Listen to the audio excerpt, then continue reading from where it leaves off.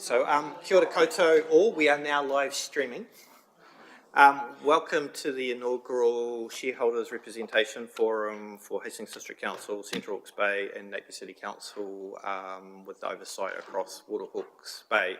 I'll launch off and give the karakia go to launch us into our meeting appropriately. He hua nui, he hua roa ki te au, o mai ki tua, ka rongo ki te taio nei, haere mai te ihi, no mai te wana, ko ranganui I tu nei, ko papatunuku I takato nei, whanau, haere mai te toki, haumie, huie, tākie. The English translation of that is, we acknowledge the wide expanse of our world. We strive for balance and to be at one with the environment around us. We welcome the excitement of a new day and the inspiration that it can bring. We acknowledge too the spiritual realm. We acknowledge the physical realm. Let these words be all-encompassing and bring us all together to unite as one. So just for those committee members who are not used to this room, because we're live streaming and to enable people to hear us, when speaking, the button on your right will make a red light, and that allows you to be heard through the system. For those who haven't been in this building before, the restrooms are just out back through the door. If there is a fire alarm, you can see the exits here and there, and we gather in the car park out to the side, looking towards Tamata Peak. If there's an earthquake, drop, hold, get under the table. This is a well-rated room, and we'll let you know when to go. Just first of all, I don't believe we have any apologies. No. And obviously just draw members' attention if at any point there are any conflicts of interest, just raise those through the item. Being the inaugural meeting, there are no minutes to confirm. And so moving quickly along to item 4 is the election of the Deputy Chair for this committee. You all would have seen the paper, very, very simple process. So just a call if there are any nominations for Deputy Chair. I'd like to second. Are there any other nominations for Deputy Chair? With that, all in agreement? Oh yeah, good choice. Thank you. So all in favour, please say aye. Aye. And against? Carried. Welcome, Will. Do you want to join us and take over the rest of the agenda with my support?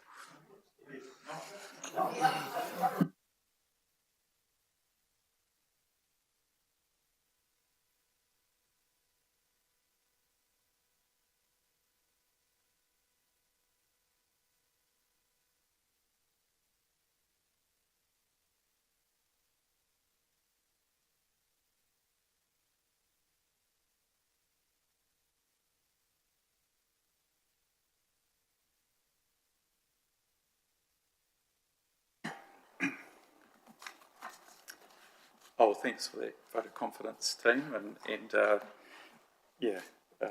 apart from not thinking about the next steps, we'll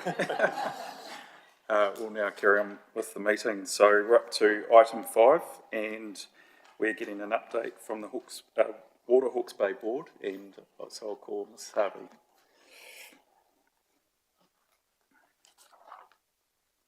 We'll just pull the presentation up.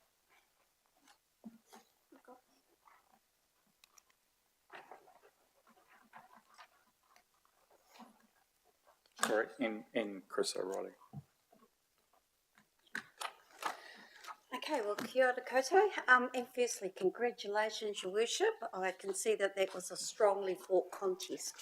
I guess I just want to open by acknowledging this is the inaugural meeting of the Shareholders Representative Forum, and just to say to you what a difference 3 months makes. So when I think about the wrap-up of the TGG and where we are today, I'm really happy to say that I think Water Hawke's Bay is now enjoying the benefits that flow from incorporation, which was on the 26th of June. From the board's perspective, what we have seen over the last 3 months is the ability to rapidly resource up. we're starting to now see good lines of communication and information flowing, and it's making a world of difference to our ability to get on and essentially make it happen. I think what I describe it as, we're actually getting the necessary momentum that we need to ensure that we get to day one as required. I also just wanted to particularly acknowledge and thank the CEOs, all CEOs, for their support and pragmatism that they've been showing over the last few weeks. I think for me, that has been instrumental in the, I guess, the change in pace that we're enjoying now. So, you know, for those of you who maybe don't see it so much as we do on the other end, thank you. So, having said that, overall, I think what the Establishment Board would say to members is that we believe that given the current track that we're on, there is nothing of concern that would indicate to us that at this stage we won't be in a position to stand up operational on the 1st of July 2027. You know, there's a slide there coming up. Do you want to just flick?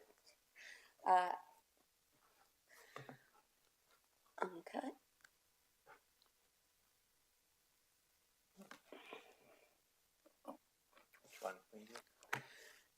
Yeah, go back one. Yeah. If we don't know our mission by now, then probably none of us should be in the room here. But in that context, I think the next slide. I think the key thing here is that the board's always viewed this as a three-stage process. So essentially, lift and shift to day one, stabilise and integrate, and then optimise. I think it'd be wrong, though, if you look at that slide, to think of that as one follows the other.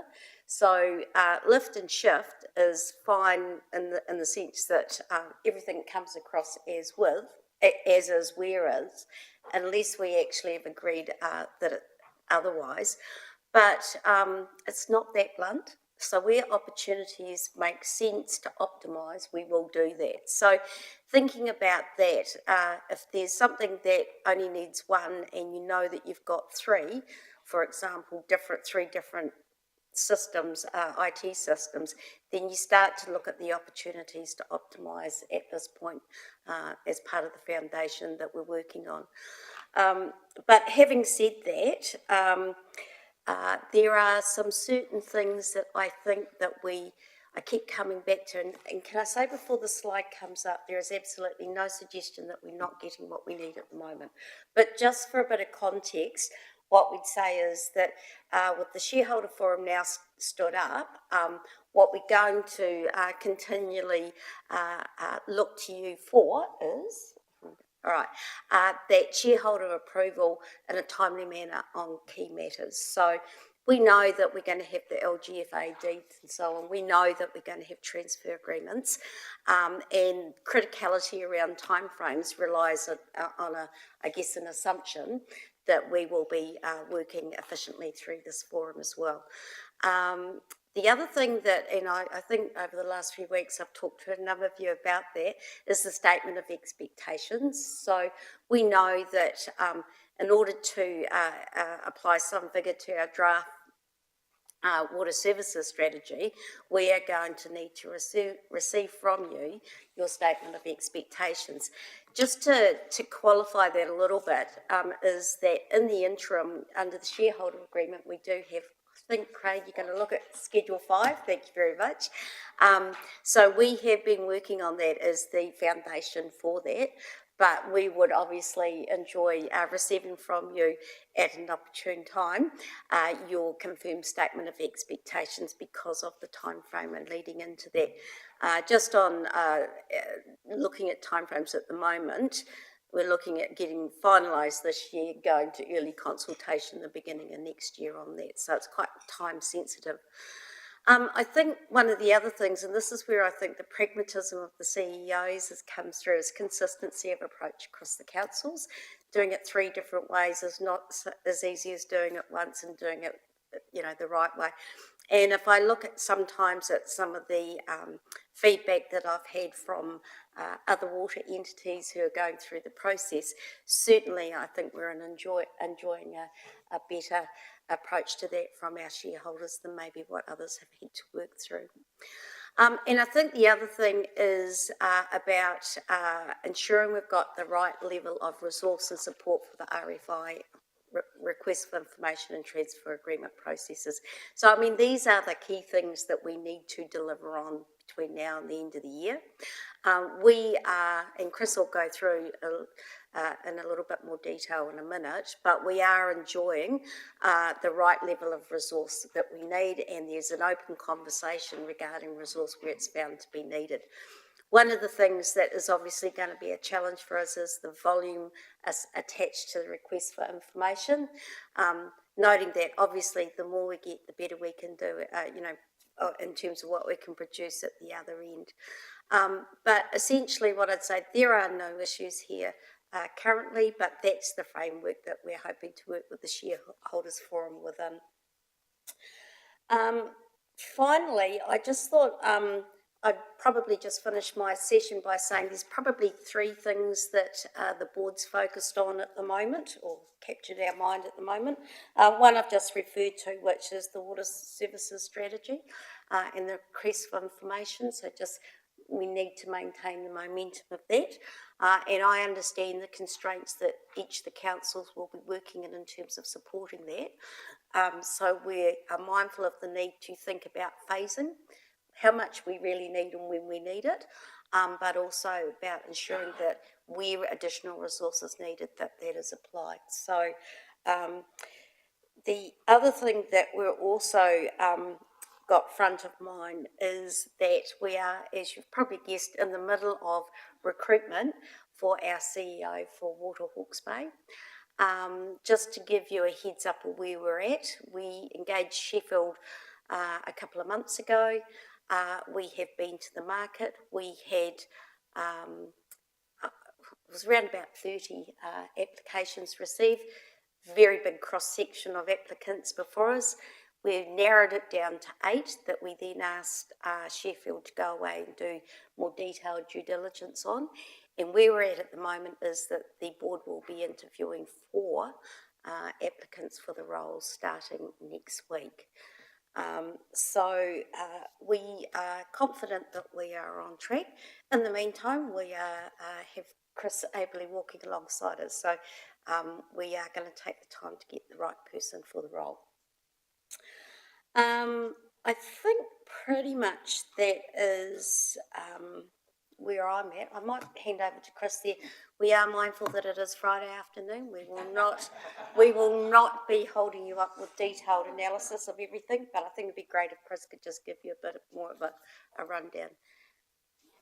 Thank you, Winnie. Look, it'll be remiss of us, as you said, the contribution of CEOs without recognising the contribution of Nigel up to this point, and without also acknowledging his passing at this point in time. So I suppose on behalf of us all, whakamihi ana ki a koe e Nigel mō tō mahi, e panga ki tēnei kaupapa. He hinga nei, te aroha nei, te mamai tonu tanākau e tinga nei, ki a koe te kananga hinui te pō, i aro anui me tō whānau hoki. Ko tēnā, te mihi ana, nā kauni hera he noho ai i tēnei wā, i tēnei hora. Tēnā koe, taranga tira, e moi mai rā, e moi i taranga, i te rangi Māori e te aroha o tātou whānau, o tātou atua. Tua koe e tā Nigel. Tēnā koe mau. Kia ora. And can I just say, it's not the same when you don't have Nigel picking up the phone to tell you about his idea. So, yeah. But having said that, I also, in addition to your very appropriate acknowledgement of Nigel, just want to give a call out or shout out to Bruce, who has been absolutely amazing in terms of picking up the mantle and continuing the good work that's been done in that area. So, just before you Chris, tēnā koutou, e tāpiri ana te mihi ka tika kia Nigel ki mō tōna ārahitanga me tōna ngā kaumahaki mō tō tātou hāpori nā reira ai tēnei te tukumihi kia ia tēnā koutou. Just supporting what Mike was saying in regards to Nigel's leadership in this space, but also his warmth of love for our wider community. So acknowledging that. I do have two partai. One is just in regards to the SOE and the process. It sounded like that by the end of the year we needed to get that in. Was there a planned workshop to go through that and to present that back to directors? And was there a time frame for that? Yes, so the final draft is planned by December. There is a myriad of opportunities for input and discussion. There's a whole work stream that's in place around that. So at this stage, just at a very high level, that's the time frame, but there is input. Perhaps if I just let Chris talk about the processes that sit around these and some of the big rocks, probably give you some assurance around that, TK. And maybe just when you do answer that part, I do have another part, and it's just around the CEO and the competencies and experience that you're looking for during the interview and how that might have been informed as well. Yes, so we do have a position description that we've worked through there. In simple terms, there's the obvious leadership capability. We're looking for someone who's actually had change experience and on a large scale. So this, you'll probably appreciate you get people who apply who maybe have done a project delivery, a program of delivery, but what we were looking for is someone who has been involved in a comprehensive change program or transformation program over an extended period of time and how that might look. The other thing that we've also, a couple of things there, one is around a degree of commercial and finance acumen so that they understand the numbers that sit behind what we're doing.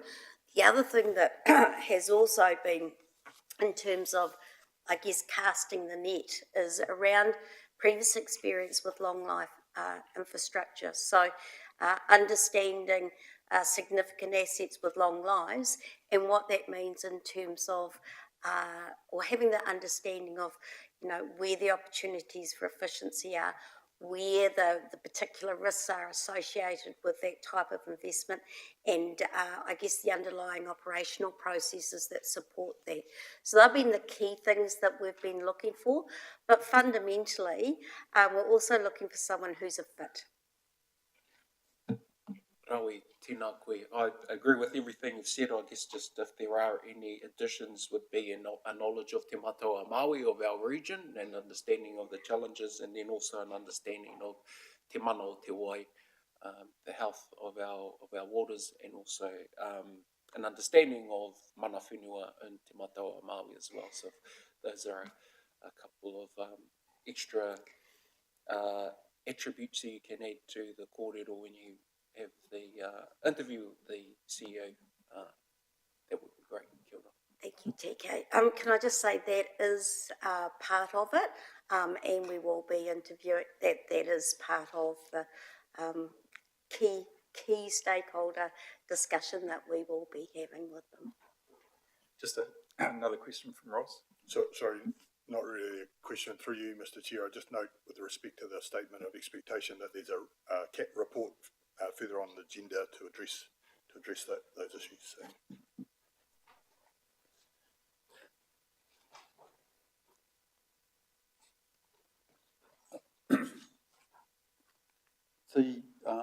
Just a quick, there's some new parties in terms of the Shareholders Representative Forum, but just a very quick overview in terms of where we've been. Just grab Wendy.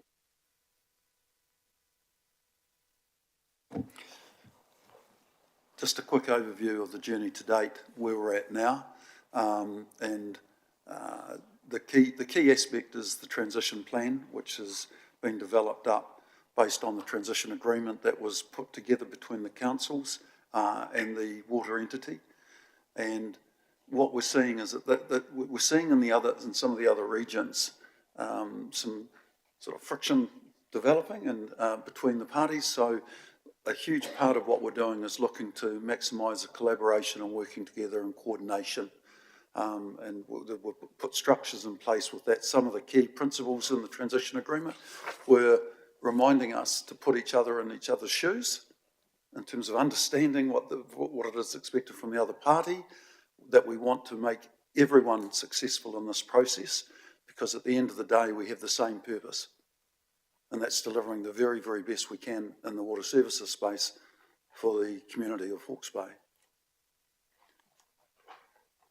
The transition team, we have 7 work streams and overseen by a project management group, and they're listed up there.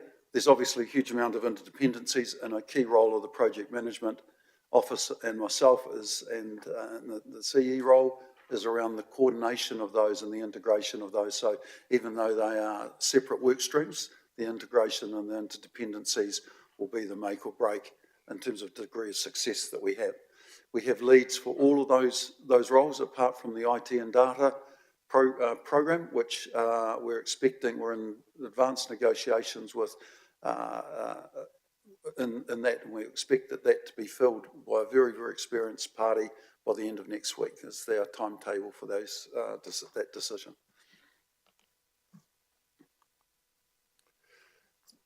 The heart of what we're working at, there's something like almost 200 individual actions in those work streams, but in terms of managing the key process about where we're going, that we don't get lost in the detail, we've identified 6 what we're calling big rocks.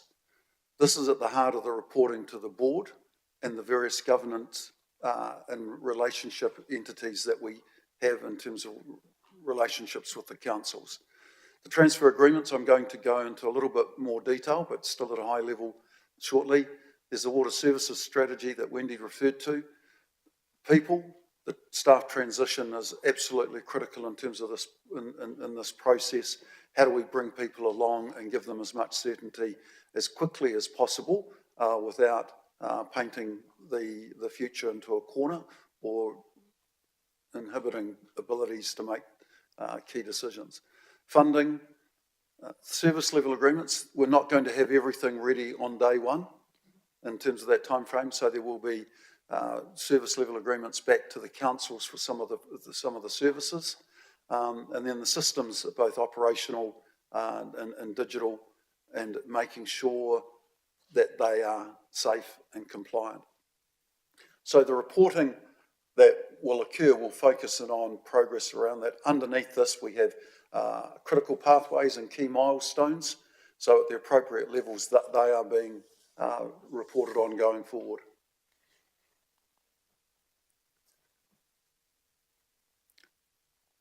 So day one is not a destination. It's a key signpost on the journey. So in the same way that we want to look at making sure that risk is minimised on day one, we're also wanting to set ourselves up for future growth, efficiencies and effectiveness. So the 4 key aspects that we are focusing on there's the governance and capability transition, the systems and delivery, and the transfer and investment. So we're able to look at those, but with an eye to the future, so that we can take the momentum and not just have it as a destination. The way that we've organised and we've deliberately called this the transition bridge between the CCO and the councils. There are 3 levels. We have the governance transition group, GTG, that's made up of the council CEs. We meet fortnightly with one of those meetings each month in depth in terms of the reporting around risks, financial progress, and a deep dive on one of the work streams. Beneath that, we've got the OTG, the Operational Transition Group. So that's 2 representatives from each council, and the project manager and myself. The 2 representatives from the councils are tier 2 roles, so that they've got the ability, they're senior, the ability to provide advice and input into the GTG. And below the OTG, we've got the workstream leads that you've seen that the council, that the transition team have. Each of the councils has nominated a transition coordinator and a subject matter expert in each of those 7 work streams.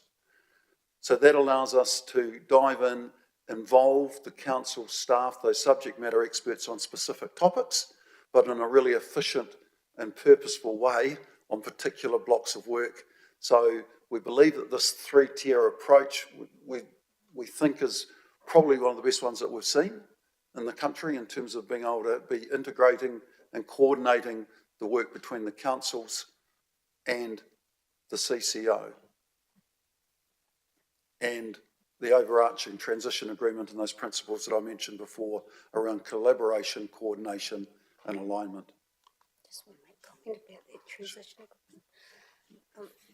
Just make, for those of you who are new to this forum, just the transition agreement was one that was done with significant input from each of our shareholding councils, along with the supporting budget for that. So it's not something we've just sort of thrown and imposed on. It's been worked through across the respective shareholders. So that sits as the foundation of how we do things from here.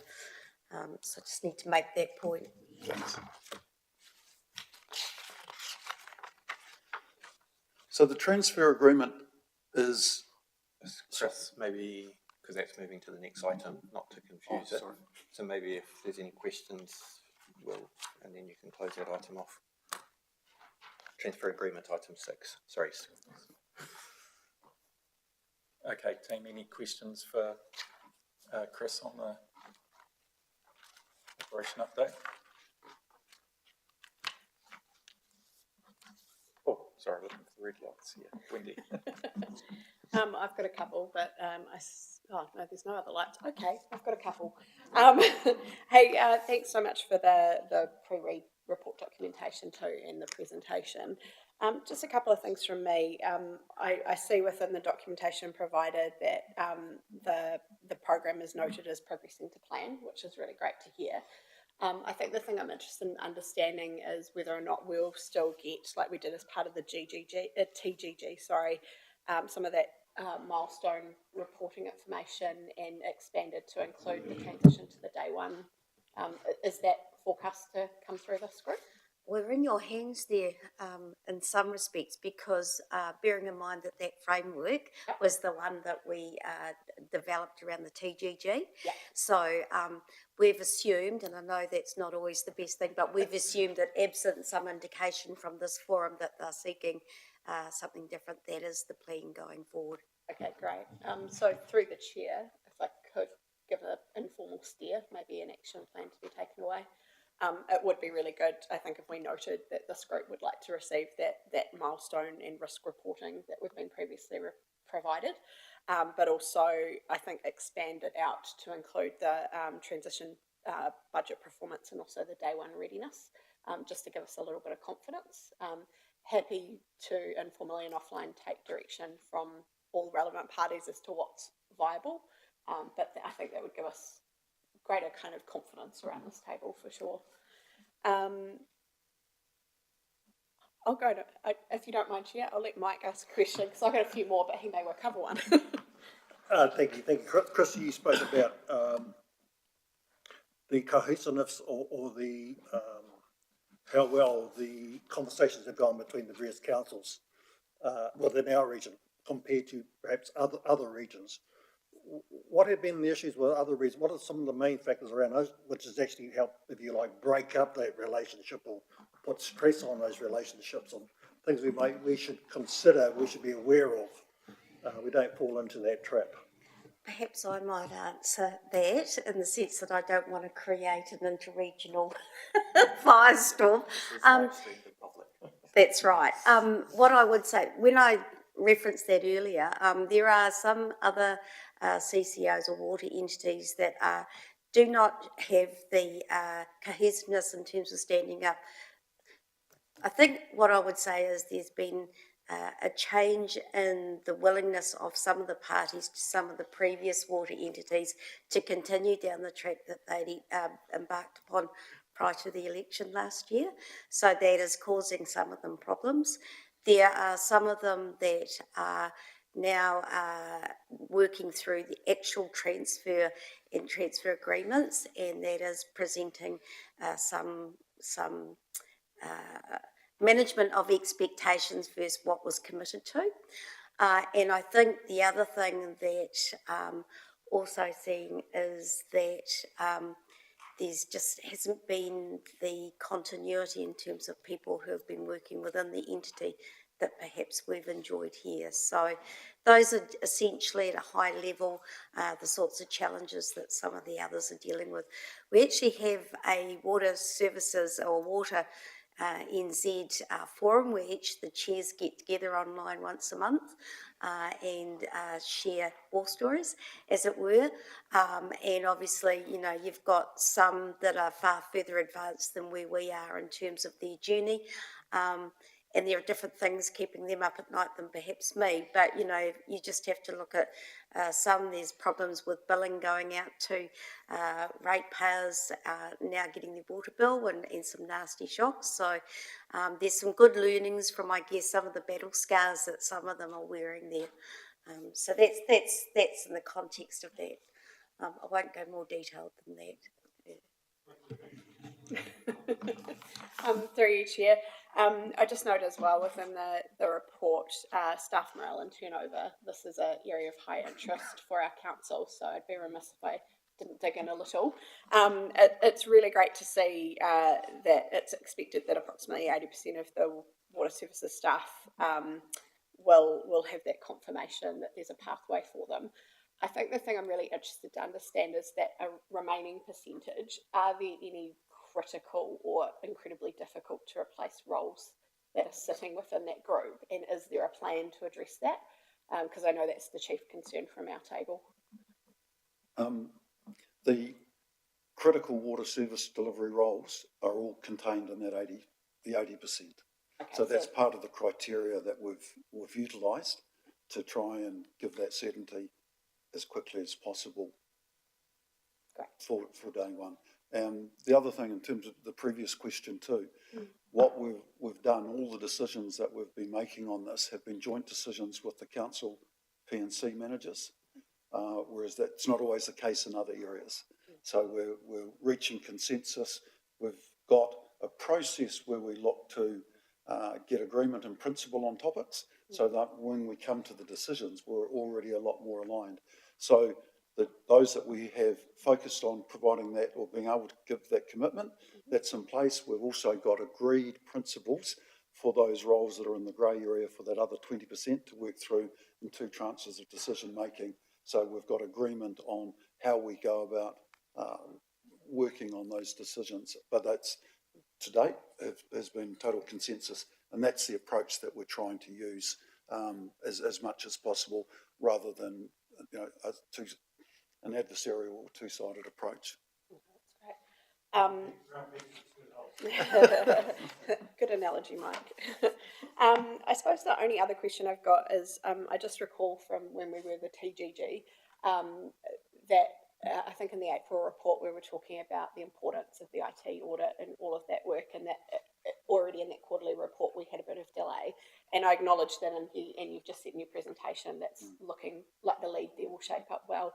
Where are we sitting with that critical work, just understanding where that work stream's actually sitting at? So the program of work has been agreed to by the board, and it's been socialised with the GTG and the OTG. What we're now looking is confirming the workstream lead and the associated resources. So that's what we're expecting to have in place over the next 10 days. And so we know what's needed to be done. We've got agreement on that. The systems that we're looking to outsource or look at picking up ourselves, and that we're looking at ways of making sure that decision-making process can be as quick as possible. But the IT data lead and then the associated resources, that's what we're expecting to certainly have in place, expected in the next 10 days. Okay, so just highlighting through the chair and for you, future reporting, high level of interest in that area given the importance of it, and as well as the staff side of things. So if as part of future reporting we could have a little more detail around that, that would give me greater confidence at this table. Can I just share with you, Mayor Wendy, that is something that Chris has been asked to do for the establishment board as well. If there's one thing that I guess we're watching with great scrutiny, it's this area because of the lag that we've had to date. Thank you. That gives me a degree more confidence. I think that's it from me. Just through you, Chair, just for the wider committee, just some of those acronyms. So just for your awareness, the GTG is the collection of chief executives. So each of the 3 council chief executives meeting with Chris. The OTG is a group of senior managers from each of the 3 councils meeting with Chris and some of his transition team, working it through. So very much a hierarchical view to give input as items are worked through. Sorry, Chair, one more, if that's possible. One of the things I noted in the report, and you've again reiterated in the presentation, and thank you to you both, is the request for information and the resourcing from each respective council in order to respond. I think the thing that I'm really interested to understand for this governance table is just some kind of timely system in order to let us know if the wheels are coming off in some way, because that creates a real critical risk for that day one operation. So, and I'm not, and I understand there are multiple layers here, but from the shareholder representative forum perspective, it's important for us to have eyes across that. I'm not expecting an answer on that right in this moment, but just flagging it as something I'd like greater understanding for this group around. And that's not necessarily a you thing, it's a, yeah. Maybe if I could, Chair, I think it's probably the role for the chief executives, as we're meeting regularly as part of the GTG, that when there are issues that are being flagged to us, and concerns that we've got that direct line to yourselves outside of, I guess, this more formal forum. Perfect. Thank you. Any further questions? Just before we carry on then to that next part, I was just going to add to a couple of those points, but great to hear the positivity around the shareholder partners and the communications and work going backwards and forwards now. To the point around relativity to other areas, I think while a separate process, the Head Start proposal, which you'll be well aware that we submitted a few weeks ago, I think only strengthens the case for us as a three partner council, if you like, and we're obviously, depending on where the government get to with that, which hopefully we'll hear any day, will mean we progress to making sure that's a success, and that only adds to the water entity alongside it. So as Mayor Wendy said, if anything changes in that space, make sure you let us know. Can I just acknowledge the degree of relief that the Water Establishment Board expressed when we saw your agreed proposal that you're putting into government. So I won't say anything further than that, pending what comes back.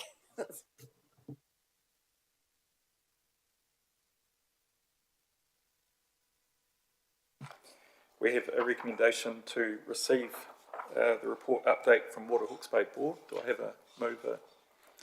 Mayor Wendy, seconder, Councillor Muggeridge. All those in favour? Against? Carried. So on to item 6. Back to Chris O'Reilly, the proposed transfer agreement process. Thank you. We're just going to give a very high-level overview of the transfer agreement process. But before I do that, just to let you know that what we have gone through with 2 of the 3 councils, which being Napier yesterday, Hastings last week, and Central Hawke's Bay, I think, on the 17th of the 3rd of September. I'll make sure that I'm Yeah, it's near the end of August, Chris. right, yeah. It's just, life's a blur. what we've gone as part of our trying to, we call it levelling up and bring everyone on the same page, is on these key issues and items, is provide background workshops so that when time to decisions get made, everyone's coming from a very, very similar knowledge and understanding base. And again, mentioning that we then look to have agreement on principles so that we get everything as aligned as possible when we come to the decision-making process. So those in-depth transfer agreement workshops of, as I was saying, 2 of the 3, the other one to be done shortly, within councils, elected members and the GTG and OTG. So just at a very, very high level, the transfer agreements, this is what needs to occur in terms of what comes across to allow the water service, Water Hawke's Bay, to be able to perform its tasks in terms of delivering on water services. So it involves all of those work streams that we highlighted earlier before. And probably the key one for me is the chain. People need to transfer with the assets, and they need to come across with the processes. So it's the assets, the people and the processes that we need to combine to enable that operational readiness to deliver. And often people think about the transfer agreement as just being the assets, but the processes and the people, and including Mayor Wendy's comment before in terms of those critical roles, are absolutely key to this working successfully. The different components of the transfer agreements, the assets, which is the obvious one, it's the funding, the financial arrangements need to come across, the contracts that novate across, including projects in flight. That's going to be absolutely critical. No one wants to see any momentum lost. The property and land, so on which the assets are sitting, and that's not as straightforward as it may seem. If it's just a water asset on a block of land that's specifically for that, that's pretty straightforward. But when you have issues around, for example, stormwater and mixed uses and those sorts of things, there's different categorisations of land and things. So there's a lot of work going in terms of this area around the RFIs, a lot of detail to be worked through. The resource consents, and then the clarity around that staff pathway to provide certainty. So the different components, and there's sort of 3 broad stages. We're in stages 1 or 2, just building understanding, trying to get a true understanding of what the baseline situation is. It's not about expecting perfect information or perfect assets or perfect processes, but what we need to know is the reality of where things are at so that we can identify and mitigate risks and through that process. So there's the information gathering, and then there's a validation process. So we've been fortunate on the transition team to have some sort of NZ-wide experts that have gone through the local water done well process, in particular with Waikato Waters, and the validation component they see as being really critical.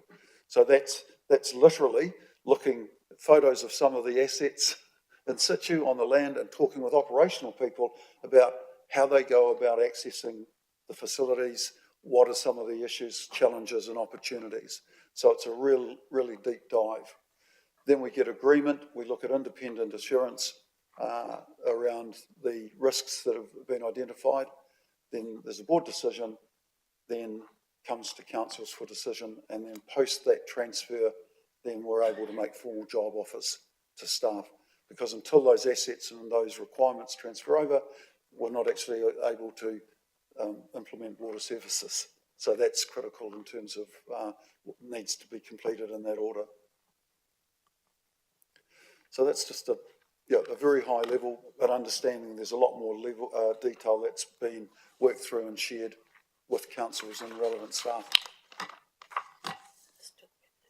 Just to note, we will share those slides with members via email. Sorry, just to reiterate, the validation process will be shared through workshops with council and elected members and with staff. So that's again around just making sure that we get aligned as much as possible. Okay, any quick questions?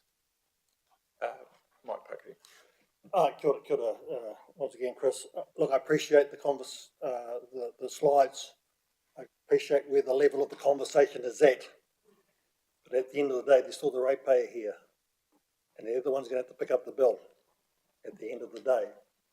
So, for me, we understand the why, perhaps at this level, but it's that, if you like, it's actually communicating and saying the why back at the ratepayer level. Because if they don't understand, there'll be consequences to be paid every 3 years at the end of the day. Because if they can't see where the saving is and why we're doing this, they will react when it comes time for the elections.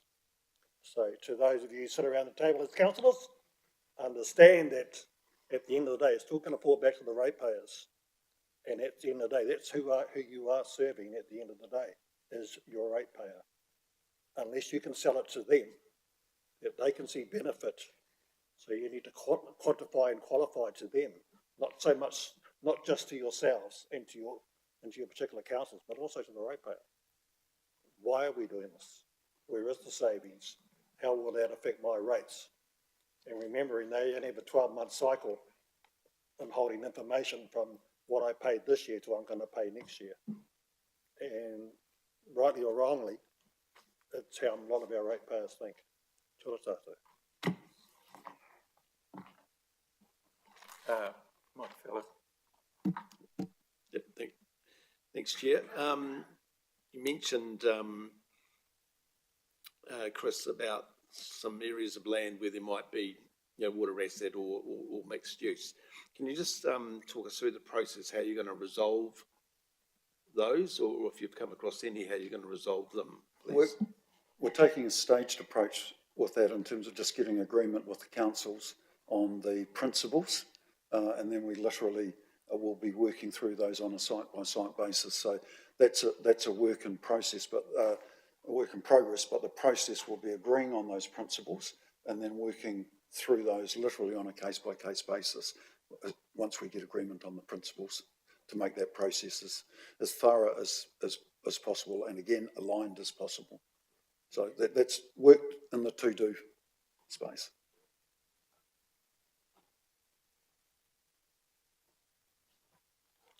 Any further questions? I think just to respond to Mike's question at the start, one of the things that's always given me comfort, Mike, is, and you did right, is that one, we haven't been first out of the blocks with this, and so as Ms. Harvey did say, watching what others are doing and learning from some of their mistakes, but also not reinventing the wheel where things have already been set up and we can, I guess, copy what others are doing as well. So, yeah, I think it's a good place to be, but the proof obviously in the pudding, 1st of July next year, and so we just obviously got to do everything we can between now and then and ongoing to ensure that it is the best outcome for the ratepayers, because that's what the intent of this is for. So just through you, Chair, just to reiterate, just assurance to the shareholders forum at the OTG, that's been very much a topic around how the billing happens, timing of billing, how do we communicate, and I know there's draft communication strategy that Chris's team is working with the comms team and sort of senior management, so they are all topics that are in flight, but work to do yet, just recognising some of the examples of how not to do it. And I think probably if I reflect back to your earlier comment, Mike, is I think one of the pieces this region, by taking longer and annoying the government a little bit longer around before us committing, is we had done a lot of lead work, and so our community, and we will need to remind them around what was in that water service delivery plan, because we didn't say costs were going to go down. What we said was they're not going to go as high. And so that communication will be really, really important in time. And it's not going to be easy, but it is very much officers working with the Waterhawks Bay team, because collectively we upset everyone, or collectively we appease it as much as humanly possible, but it won't be completely possible. So just on that, Craig, I think you already hit it there, how important it is to communicate that back out to our ratepayers as early as possible, because there are a lot of misconceptions already out there. Yeah. Thank you. No further questions. I'll ask for a mover to accept the recommendations that we received the report overview of proposed transfer agreement process. Councillor Taylor and seconder Councillor Fowler. All those in favour? Against? Carried. Thank you. Item 7 now, Mr. Sue, statement of expectations.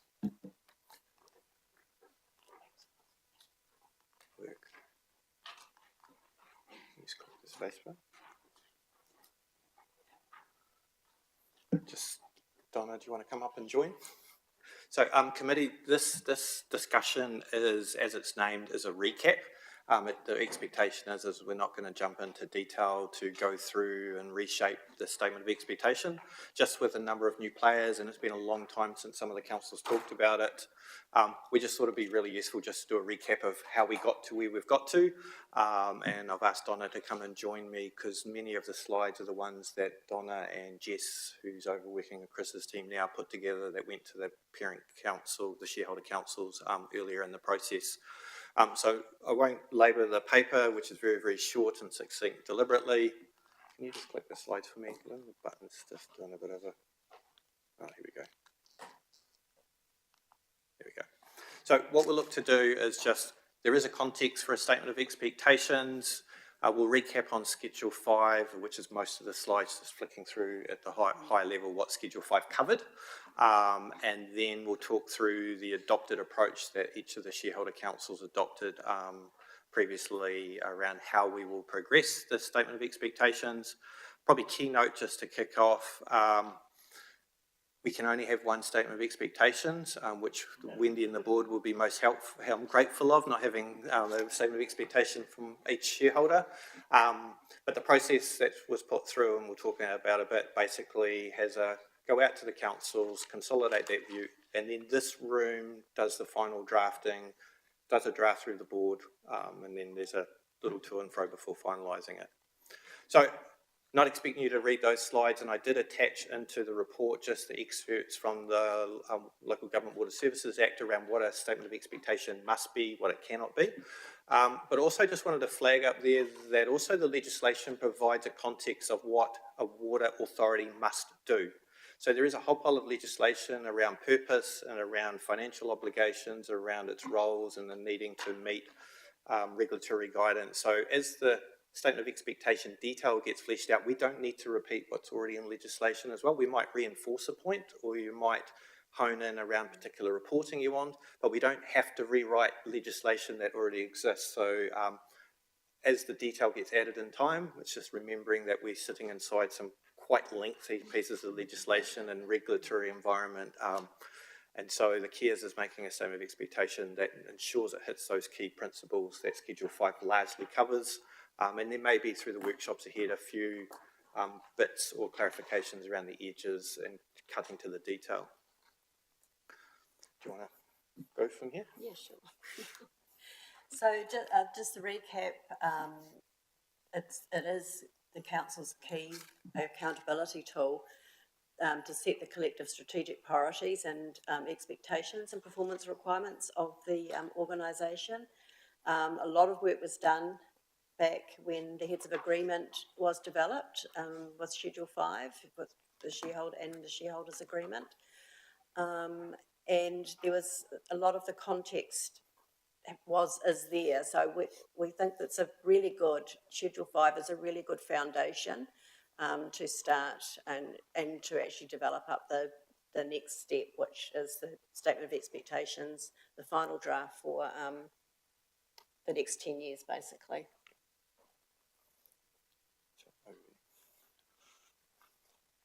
So we can tag team there, shall we? Yeah, okay. Let's do that. So Schedule 5 covers a couple of key topics and is broken into a number of sections. Really, as Donna mentioned, it does set those key expectations. And the way it's worded is very much at a principle level with a little bit of fleshing out. The work to do, if it doesn't change those topics, is actually working out what are the metrics and how do you give effect and what are the measurables. So the shareholder forum moving forward, as it gets reports back from the Water Hawke's Bay board, is actually getting clarity they're achieving those key principles, those key objectives. That doesn't mean as we move forward there's a KPI on 1,000 things, because then you just get nothing done. So it just gives us a focus. Key themes that were in there is a regional focus and wanting the entity to take a regional focus, looking wide, but whilst also recognising local context. So think big, but recognise local.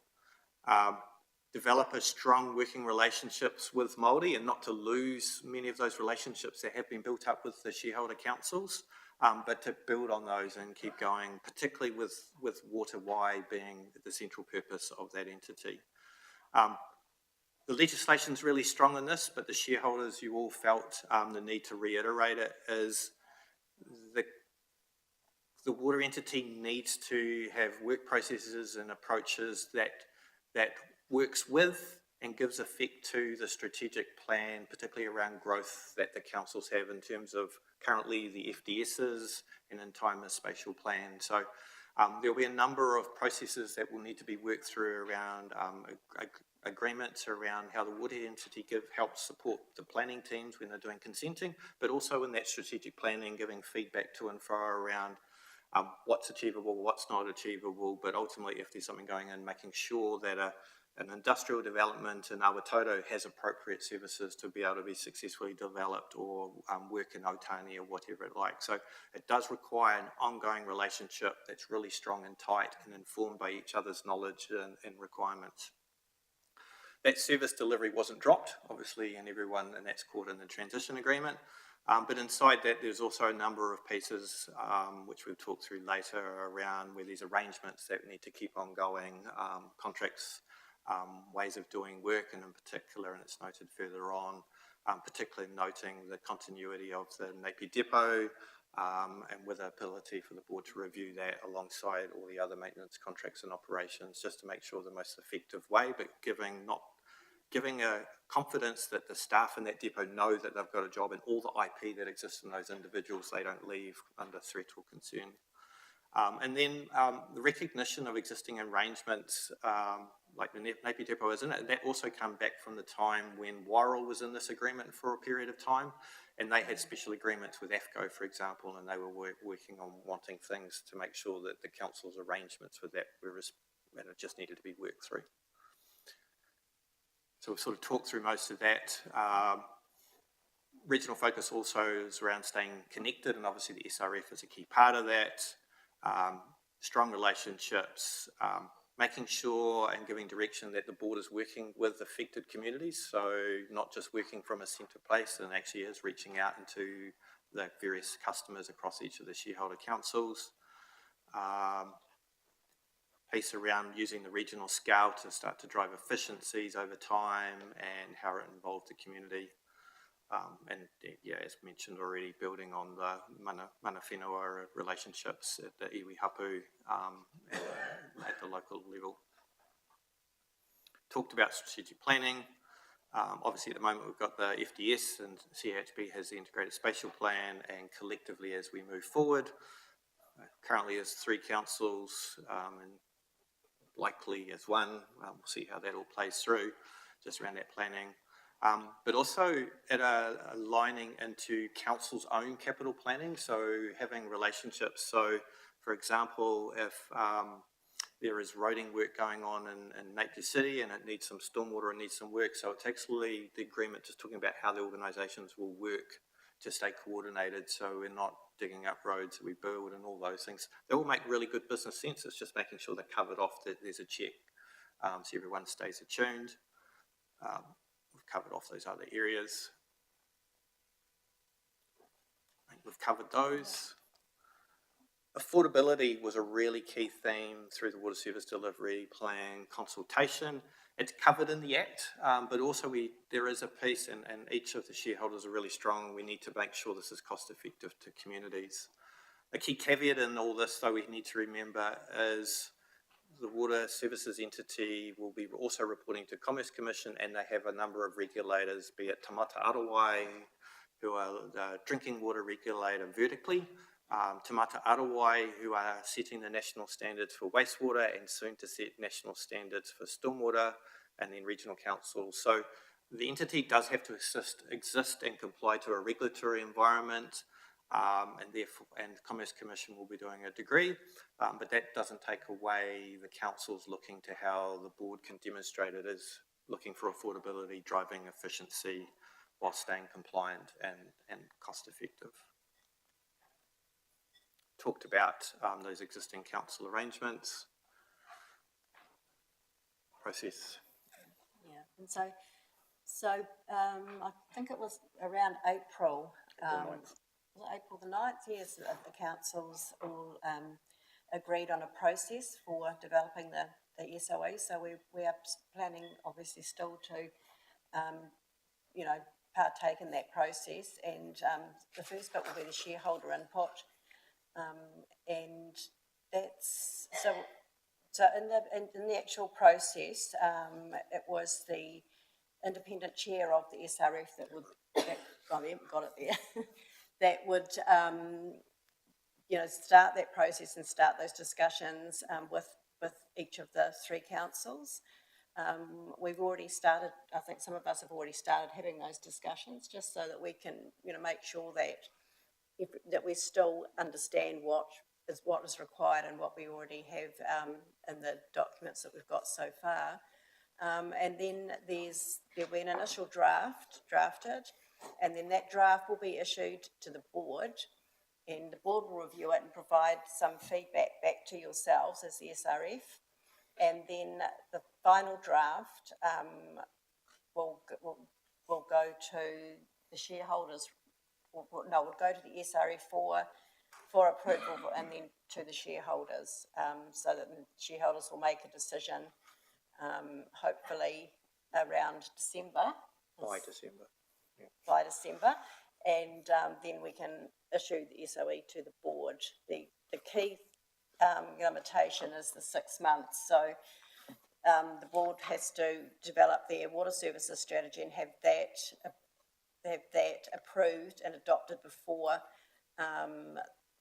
basically the 30th of June 27. So, and the legislation says that we as shareholders have to issue the statement of expectations 6 months before then. So we are on a bit of a tight timeline to get that done. So in the paper, what we've indicated in the conversations I've had with Chris's team, and subject to a PX decision around the independent chair, the goal would be between now and before the end of October, so a next SRF around the end of October being booked, where a initial draft statement of expectation could be a key item on the agenda, which then we can get out to the board. That will require, if we can't get the independent chair finalised by then we'll basically have to progress with a plan B, but to keep those conversations going. As Donna talked about, and as we've mentioned, though, most of the heavy lifting in terms of key input already is inside of Schedule 5, so it actually is just making it a workable statement of expectation document rather than just a slightly more wordy piece. So, but I'm sure things will come out of those workshops as they do.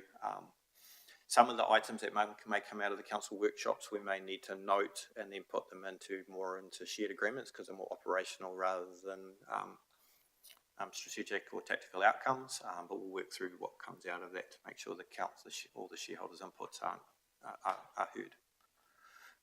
We'll send through the presentation. This slide was put to each of the councils. We'll sort of talk through the process, who's the input, who's the key contributor, and who's owning those steps. This, if it's not already, is required by law to be on at least one of the council websites, but our goal was to have it loaded up on all three of the shareholders' websites, so members of the community, if they want to see how the statement of expectations form, can go and see the process. So we'll also work through, make sure that as the statement of expectation is written, it meets the requirements of the legislation as well. So key steps, as we've mentioned, is get an independent chair recruited. There is an item looking for your endorsement and support in PX. Book the workshops with each of the councils, facilitated by the chair. And so we'll be looking to work with your democracy teams to squeeze another workshop in. And I know it's hard because you're all in closing off annual reports, you're in LTP workshops, but actually this thing can't can't wait. We've lost a bit of time. In this, ideally, I think the original process that Jess and Donna had put forward, we probably would have been 2 months ahead of this point. However, as we've said, Schedule 5 does form a pseudo-interim statement of expectation, and I know Chris and Wendy's team are using that as a basis of thinking and working as the team are progressing. So it's all not lost, but we don't really have time to kick the can down the road if that we can't squeeze those in. And as we've talked through, as I've mentioned, can't stress enough the importance of prioritising getting this piece of work done so the Water Board can finalise its water services strategy, do its prioritisation work, and then get its work done. Its water services strategy, for those who may not be aware, is very similar to what a council LTP is. It's just purely 3 waters. Questions? Right. Thank you, Craig and Donna. Any questions on the SOE? Mr. Paku, and then no. I'll refer to my tainer first. Thank you. Through you, Mr. Chair. So Hastings and Napier shareholders in the Hiratonga Water Storage Limited, and without going into the history of it, came out of the regional council for the Whanawhana water storage. And at the time it was formulated, obviously this wasn't on the horizon. Three Waters reform wasn't on the horizon. It will be, I'm of the opinion, a redundant shareholding, because the idea was with the tank plan, with water takes at a limit, there may be a world where both Napier and Hastings purchases water from an entity. Now, obviously, that's going to remain redundant now. And I just would like to know, and we don't have to have an answer now, and I have spoken to the chair of the establishment board, Ms. Harvey, about this, whether it is a place for it to go into the statement of expectations for the board to consider where that shareholding, if at all, would be appropriate for the new Hawke's Bay water entity or not. So, yeah. Through you, Chair, Councillor Fowler has mentioned to me on this, and we'll do officers will do a check. Our officers' current read of the legislation, so under the Local Government Water Services Act, under Clause 46, there is a limited role for water organisations, and in that a water organisation must not do anything other than provide water services in accordance with this Act. And so it's just around whether that storage joins to that, and then it sort of lists water services as water supply service, stormwater services, and wastewater services. So we just need to see whether that actually fits. Yep, sure. Sure. Can I follow up question through you, Chair? To what degree would you be satisfied with that? Would you get a legal opinion to actually make sure, because it has quite serious consequences if we get it wrong, or so? We can do a quick check through with Mike from Simpson Grierson, who's done many of these up and down the country. I think the other piece that the committee and shareholders forum would also need to think about is, if it can, is that the right focus given the amount of work the board would also need to do? So, but that would be for the councils and the shareholders forum to consider in its deliberations. Yep. Yeah. So I'm of the opinion that if it is legal to put it on there, that's the establishment board or the board's prerogative to consider that, not necessarily ours. So. Thank you, Will. So, Don, thank you very much for recognising the commitment and the part that mana whenua here played, and why, and the degree that which mana whenua hold our water in regards, and that it's been a tonga not only to Māori but to this region. This region has been built on the back of water at the end of the day. So for me, it's about, so how does that translate through into the establishment of the new, I think, water committee structure? How does that how does mana whenua's influence or participation flow through into that new space? Given our input throughout the decades, if I should say centuries, in regards to water, especially in regards to the establishment of the various councils that sit around the table, and not only just around the water itself, wastewater, stormwater, etc., etc., etc. So it's always been there. We've always been in the background.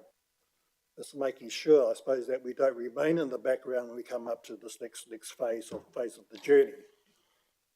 Also, will highlight the fact that we're now talking about a unitary authority and the relationship of mana whenua to that. So it's bringing all those threads together, and how do they now transfer back? I'm not seeking an answer today. I think I'm just highlighting that fact that mana whenua want to see themselves into whatever that looks like going forward. Kia ora tātou. Thanks, Mike. TK. Kia ora. This kind of goes on the back of what Mike's stated around and thank you for outlining the process for the SOE, because it lays the foundation of how we'll implement and action through the operations moving forward. And Mike said, there's a keen interest from mana whenua around how mana whenua are represented inside the entity, and so I think the SOEs give us that opportunity to build something in there. And just putting forward, I'm swapping out meetings and hui for the next 8 weeks with sales stars in the Pacific, so I don't want to miss the opportunity. And I'm not bragging where I'm going, but I don't want to miss the opportunity. But I think I will be providing some input and feedback before I head off around the importance of te mana o te wai. And leading into the establishment of the entity, mana whenua had worked closely with the councils around the aspirations of mana whenua and how mana whenua could be reflected in this, and te mana o te wai was at the heart of that. So hopefully seeing te mana o te wai as its own statement of expectation inside the current 5 would be a great outcome. So just kind of preempting that, kind of putting that as a potential for our SOE moving forward. But kia ora.